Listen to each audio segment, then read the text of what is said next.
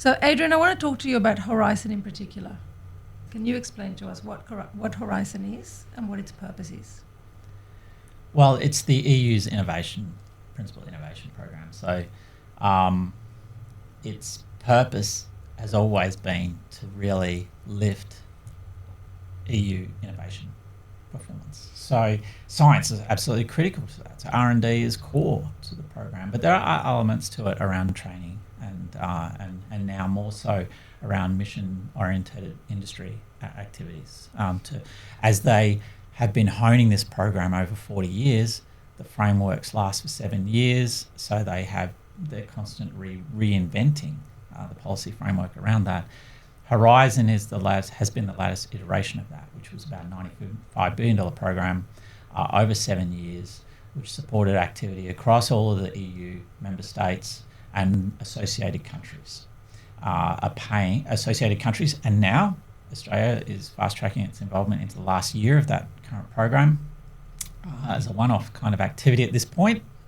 Perhaps it will continue to be associated to gain access, to be a full partner into that program. Has Australia participated in Horizon or any of its previous iterations before? Not as an associated country, and we've always been what's called a third country. So we can participate, but in the past, and we have been funded in the past for individual projects where we've been deemed, or the teams involved have been deemed to be essential to the European work.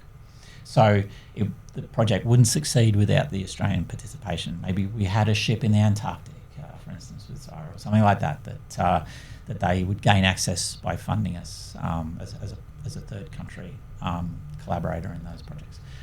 But it's very piecemeal and very limited. Most of our collaboration comes more in an in-kind context where we're not directly receiving funding, but we're receiving people in regards to mobility programs, moving back and forth, classic of funding researcher interactions across borders. That's all part of the program. So that can be at a fellowship program or a program or project level. So we have in the past. What association gives us is not just the chance to access funding to support the work that we want to contribute to a consortia, but potentially we could lead it. We could lead a grant. We could help shape the call, what that grant might look like, by having our researchers more actively involved in the shaping of these programs in the future. But there's a but in all of this. It's a pay-to-play model. So EU countries are contributing to that 95 billion by virtue of a ratio of their GDP. So richer countries can pay more, but they get more back because they've got larger innovation ecosystems. So in a pan or supranational level, then you will always have some smaller players in the mix against larger countries, your Germanys and your France, etc. And the UK was always very strong in previous framework programs, but in the last, obviously with Brexit, and they pulled out, that engagement dropped right away. Obviously, they were no longer a paid member, and they've been working out how best to now associate. Have they been reintegrated? Yeah,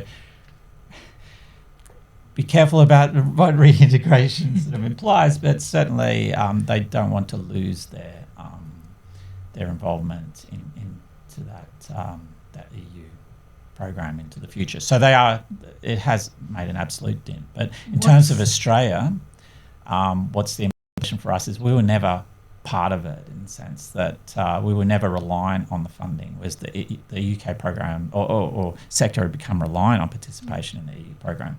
So their issues were, how do we fill that gap in funding? So let me stop you. What's the correct term to refer to the UK's participation? Association now, because they're not an EU state. Okay. So they're also not a third country in the sense that, like Australia has been. So we could participate, but only where we're essential can we be funded. And my experience is that was very, very limited. Like even where I was involved in supporting applications, we had some successes, but more often than not, we weren't funded.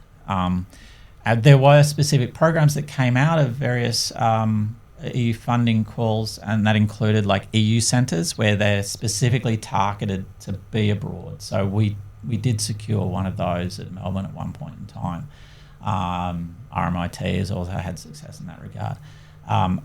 But in terms of where it is now, this pay-to-play model means that we're paying to be part of the last year of a 7-year program where there's a few calls left, there's a bit of money left, but it's not accurate to really say we're part of a big $95 billion program, because that's been and gone. This is the tail end of it. And there will be some very good work, hopefully, that comes in terms of collaboration with colleagues. But I think we should probably be looking more at what it means for us in Framework 10.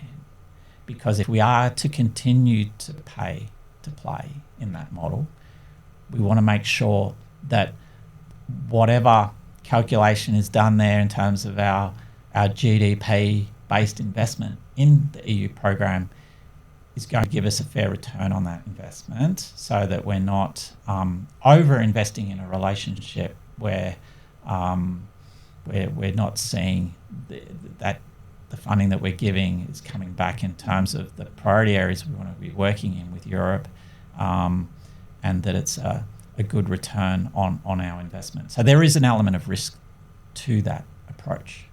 Is that, sorry to interrupt, but is that why Australia has joined on the 7th year of the current?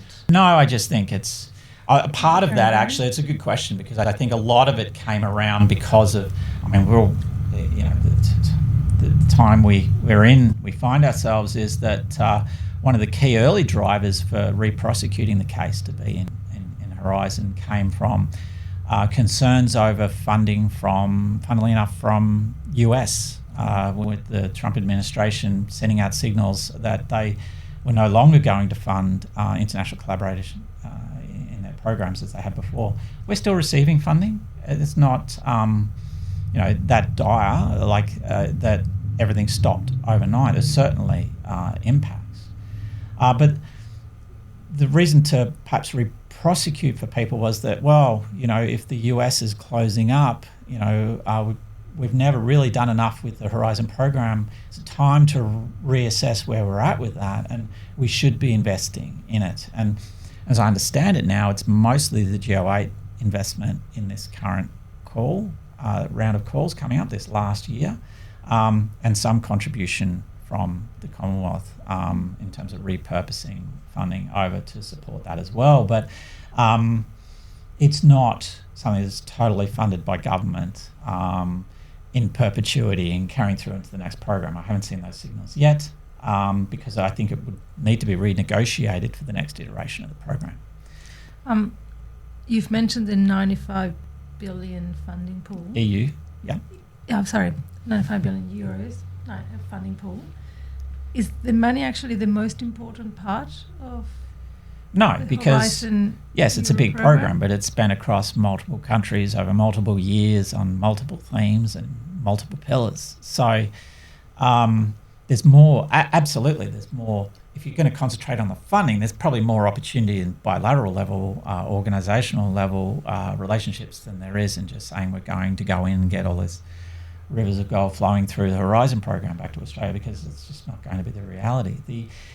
The most value is that it underpins good relationships in Europe that we need to advance our science capability and our global reach for science. Because in some of those jurisdictions, Australia has very strong traditional links into the UK for our research, absolutely. But that falls away pretty quickly once you step across the channel. And so countries like Germany that are spending as much as the UK on R&D and have great capability, we haven't had necessarily the same connection with historically. There's a lot of growth in that relationship still. Yeah, it makes sense. But it means that the likes of Horizon program, where Germany is very strong as a large contributor and a large participant, obviously, in terms of not just shaping the calls, but doing the work and having the impact into the EU market and the ecosystem there, we could do a lot more with them. And the same with France. But also, correspondingly, smaller countries like Norway and Netherlands, the Swiss, etc. So it gives us an entree into more of those discussions, which is very important for our reach. I've always thought we should be part of that program, and we should fund. We're a rich country, relatively speaking. We should fund more of our own research, but we should fund research that takes that work into the global sphere in more ways than we currently have at the moment. So that leads me to my next question, which is, what does Horizon seem to get right about collaboration that Australia still struggles with? Yeah, well, this is the thing Australia struggles. I struggle with in terms of why we can't, we're attracted to that model because, and even the advocates of joining Horizon will say it's great because we get part of the ecosystem there, which is we get to work with European industry and we get to work with European science agencies and universities and et cetera. So large infrastructure through to, the translating our work into commercial markets that we otherwise don't have access to in Australia. Absolutely, it's great. And there's been a refinement of the program over time, so that, as I said at the start, this is absolutely an innovation program underpinned by great science. So if our science has an entree into that, that's great. But what have they done to design it? How are they making tweaks along the 40 years that means that this program grows all the time, because it is actually it is building the ecosystem. It's dynamic. It's dynamic, it's responsive, it's not set in stone. The rules that were written 30 years ago don't exist now. They're refining it all the time. We're not refining our rules in the same way. This is kind of sitting in plain sight for us. Is that if they've worked out or are tweaking the recipe about everyone who's participating on the mission is basically enabled to sustain their participation in the mission or treat it equally, is something they call open innovation. So it's not just open science, it's open innovation that's open to the world. Is that piece for me is really interesting, is that, well, if they're showing increasing rates of SME and large industry participation in their programs, why aren't we taking, that's the value for me in this program. It's as well, that it's not just about the money, but how have they structurally set this up, or what have they recognised in their own system which we are attracted to joining, not just because of the quality of science, but because of the links it provides. Why can't we look at whether we can emulate that back here? So I was talking about this recently in a post that, in an article, that extending that thinking through, these are things we can do that don't cost us more money. We don't necessarily have to fold up all of our fragmented programs and say they're not working, because they work in individual contexts. It's just that they're not connected. And so if there is a way to take that supranational kind of thinking of connecting multiple jurisdictions and multiple sectors across Europe, and it's working, why can't we apply that same thinking back here universally across our funding system, so that we get the same outcome, which is more participation by SMEs in the research that universities are leading, or CSIRO's leading, or ANSTO, or whatever it might be, but conversely, more participation by universities and agencies in research that industry can lead. So that's a really compelling case. What would change if public research funding in Australia could move freely across universities, industry, government, agencies, etc.? What's the outcome of that change, of that shift? Yeah, of that money following the collaboration rather than the money shaping what the collaboration looks like. Absolutely. So rather than forcing the square peg through a round hole, etc., or arguing over, the other analogy might be, trying to bake a whole new pie, instead of dealing with what we have at the moment. Everyone's arguing over their slice or competing for a slice of the pie, whereas the EU sort of example is, how do we actually come together to grow the pie? The EU program is growing not because, not because the the protection of certain sectors, if I can put it that way, because we know they'll participate if they're funded to bring, if they're stimulated by the idea, they'll invest their time, and the funding and the impact, etc., will all flow from that. So the outcome is really a bigger pie for me. And sure, maybe you're going to have to give away a bit of your slice to others to be part of your work in that scenario. So there is a risk, yes. You would have to, be comfortable with sharing more, but it's a bigger pie.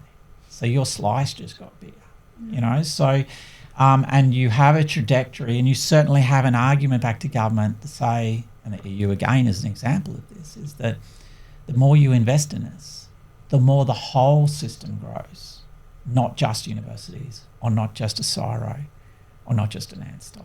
They're all critical parts of the system, absolutely, but they've got to be better connected to the system.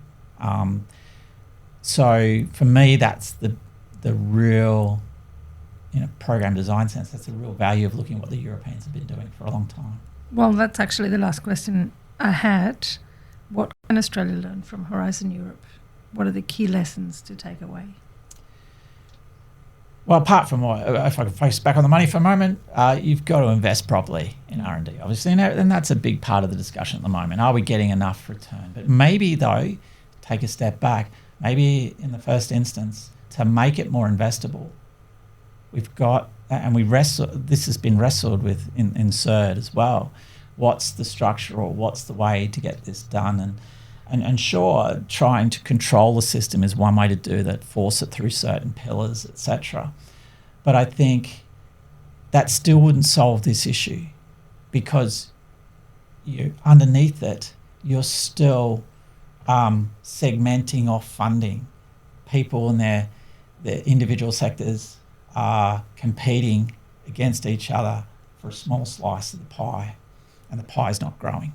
So when you're talking about investing, it's not just investing dollars, it's actually creating an infrastructure. Well, it is to a degree. It's the infrastructure that people can invest in, both domestically and international. Why can't we create an environment where the EU wants to invest in the Australian system because we're an energy superpower of the future, for example, that we often hear? Well, why? Why aren't we open to that? Well, because we've never opened up our systems. To come back to it, we're now in a discussion with accessing the EU program because of the reaction to the US situation of potentially cutting off funding that we'd actually been targeting for a number of years, where we would be getting funded by our US peers. And we're cutting it off because they're not funding us anymore, when we never gave them funding to be part of our program, right? So it's kind of, again, for me, a little bizarre that that's the reason to abandon our US colleagues and support bilateral research with our US peers, because one administration has a particular view of international position and the use of their taxpayers' money. So a little disingenuous to say, well, you're not giving us any money anymore, so we're going to spend our money to go work with those nice Europeans. Now, that sounds a bit condescending, but what I'm saying is that we should always have been working with the Europeans. We should have always been part of Horizon. That's not the argument. Shouldn't be about where we're getting funding. It should be about where collaboration, where we're needed globally, or where we need to be engaged globally. And we should be paying our way where we want, irrespective of where irrespective of whatever is happening politically or geopolitically in other issues as well.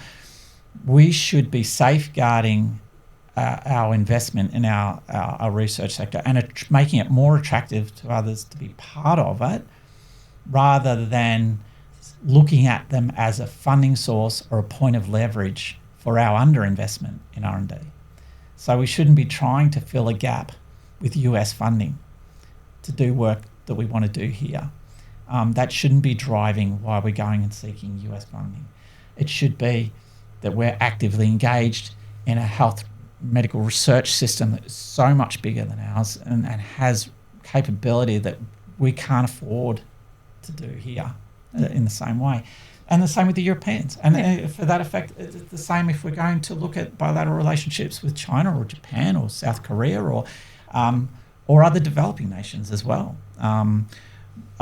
Smaller countries, smaller partners like our friends over the ditch in New Zealand. We should be looking at how we're strengthening those bonds by opening our system. And this, for me, is perhaps one of the learnings from the Horizon program. Although I would say that idea of money flowing across our system, our small system, is something that if we're going to stay in control of it, you have to open it up to make it more attractive, though. But we are in control of doing that then. Do you have an understanding of how Horizon Europe manages that complexity? It seems like a very complex, big, large, expensive framework. Yeah. How do they manage that complexity? What can Australia learn from managing complexity? Look, at different iterations of the scheme, it ran into problems because it was becoming more and more complex. And that was one of the things I identified. It needed to simplify how it was supporting collaboration. So there's, like, the way it's set up is you have to jump through certain hoops in terms of the numbers of countries you have on board in the program, because that's the purpose of it. It's trying to knit together the ecosystem. So the knitting, if you will, requires that, yes, there are certain sort of criteria you have to meet to be funded. You're not going to get it as a single standalone entity, or even half a dozen partners if you're in Germany. That's just in Germany. That's a national scheme to fund. The EU scheme is dealing with the complexity of all of these different jurisdictions, but trying to lift that supranational sense, that EU innovation performance. So when Australia participates, does it participate as a lead, or has it participated as a lead, as a leader of research projects, or always as a kind of? We never had the add-on? opportunity in the past to do that. It's only association that allows us to do that. Mm-hmm. But if you look at other associated, like in Israel or some other associated countries that have always been in there, Israel is an example. It's not an EU country, but it's always been involved. Mm-hmm. Very small country, but has its own very high rates of R&D investment. It's always performed well above what its contributions were, therefore, right? So there's peaks. The complexity that you're referring to it's not simple in the sense of it's one rule, and it's, if you like, it's flat and it works across everybody in the same way. You're going to get peaks and troughs. So some aren't getting the return compared to what they put into the program because they're not yet capable to compete against bigger countries that are doing things in areas that are better than them. But it's how they involve themselves in good consortia that becomes then critical. And I think that for Australia, certainly in these other, we've got to be in the best consortia we can be and contribute. I don't think we should be looking at leading anything at this point, because just to get up to speed on how to put together that complex bid in a compelling way to compete against actors who are well versed in the program is not necessarily setting yourself up for success. So I think, get ourselves into good consortia where we're needed, and they're willing to give up part of their funding as part of their consortia, because, like all cores, it's capped to a certain level that they can get. So you've got to be bringing something to the table that they wouldn't otherwise get in the EU. Okay, so that's where Australia should focus on. That's where Australian participants should focus on, what their value proposition, I hate to use that all the time, but where are you needed? What's compelling about you being involved? It's not as essential to the success of the program, the project that you're being involved in, but you're going to add some real value to it by being there. And that's what people are then prepared to pay you to do. Yeah. You're no longer a plus one. We're not bringing extra money to the table, and by virtue of being Australian, then have a clean sort of open gate into new projects. We've got to work for it, like everybody else. So what's your final word on Horizon Europe and Australia's involvement? A really good opportunity for us to strengthen our linkages there, both for science and industry. Right, so let's use it. But let's also, at this point in time, post government looking to respond, let's look at why we're attracted to that program. So as much as we should be engaged there, and we should be engaged with our North American and Asian colleagues, in whatever mechanisms available to us to do that, we should be looking at how we do it. But we've got to bring those lessons back. We can't keep doing what we're doing. We can't stay flat with our investment in R&D. But we've got to find a better recipe to bake a bigger pie. And I think that's why I think that it's not perfect. Horizon's not perfect by any means. And the complexity that you highlight is something that's difficult to manage. But at least they're tweaking it and they're playing around with it. So are there elements of that we can apply across our system to address the issues we know we have, which is fragmentation, underinvestment, and complexity of a different kind in our own local ecosystem that's not growing in the same way that it could be. Awesome. Thank you so much, Adrian. Very educational. Thank you. Thanks.